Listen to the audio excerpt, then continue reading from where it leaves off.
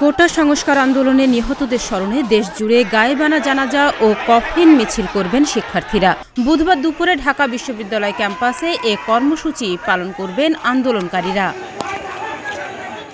মঙ্গলবার রাতে বৈষম্য বিরোধী ছাত্র আন্দোলনের ঢাকা বিশ্ববিদ্যালয়ের সমন্বয়ক আসিফ মাহমুদ সাংবাদিকদের এ তথ্য জানান।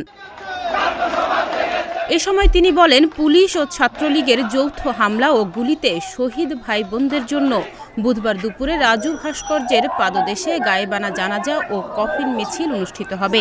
একই কর্মসূচি পালন করা হবে দেশের বিভিন্ন শিক্ষা প্রতিষ্ঠানে।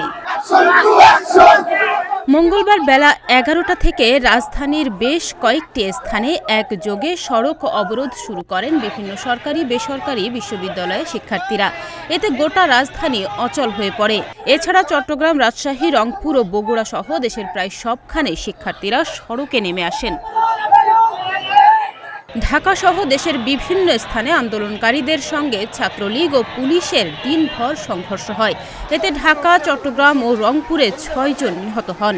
রাজধানীতে সংঘর্ষে আহত হন ১৫০ শতাধিক। এদিকে কোটা সংস্কার আন্দোলনের মধ্যে দেশ জুড়ে মাধ্যমিক স্কুল, কলেজ ও জাতীয় বিশ্ববিদ্যালয়ের অধিভুক্ত শিক্ষা প্রতিষ্ঠান বন্ধের পাশাপাশি দেশের পাবলিক ও প্রাইভেট বিশ্ববিদ্যালয় এবং মেডিকেল কলেজ বন্ধ ঘোষণা করা হয়েছে। সেই সঙ্গে শিক্ষার্থীদের আবাসিক হল ত্যাগ করে নিরাপদ আবাসস্থলে অবস্থানেরও নির্দেশনা দেওয়া আছে। সোমবার দুপুরে ঢাকা বিশ্ববিদ্যালয়ে কোটা আন্দোলনকারীদের ওপর হামলা চালায় ছাত্রলীগ কর্মীরা।